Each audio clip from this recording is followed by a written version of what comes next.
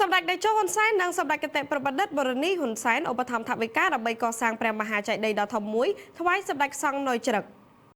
សម្ដេចតេជោហ៊ុនសែននិងសម្ដេចគតិប្របដិតបរនីហ៊ុនសែនបានពេញចិត្តនឹងឧបត្ថម្ភថវិកាដើម្បីកសាងព្រះមហាចេតិយដ៏ធំមួយថ្វាយសម្ដេចសង្ឃនុយជ្រឹកនិងបានប្រគល់ភារកិច្ចជូនឯកឧត្តមនាយឧត្តមសេនីយ៍សៅសុខាអគ្គមេបញ្ជាការរងនៃកងយុទ្ធពលខេមរៈភូមិន្ទនិងមេបញ្ជាការកងរាជអាវុធហត្ថលើផ្ទៃប្រទេសជាក់ស្ដែងនាព្រឹកថ្ងៃពុធទី5ខែមីនាឆ្នាំ2025នេះឯកឧត្តមនាយឧត្តមសេនីយ៍សៅសុខាបានដឹកនាំក្រុមការងារបច្ចេកទេសចូលក្រាបបង្គំគាល់រាយការណ៍ថ្វាយសម្ដេចព្រះពោធិវង្សនុយជ្រឹកព្រះសង្ឃនាយករងទី1នៃព្រះជាណាចក្រកម្ពុជាអំពីគម្រោងសាងសង់ព្រះមហាចេតិយស្ថិតនៅវត្តច័ន្ទបរិវង្សស្ថិតនៅក្នុងភូមិសំរោងខាងជើងសង្កាត់សំរោងខណ្ឌព្រែកភ្នៅរាជធានីភ្នំពេញ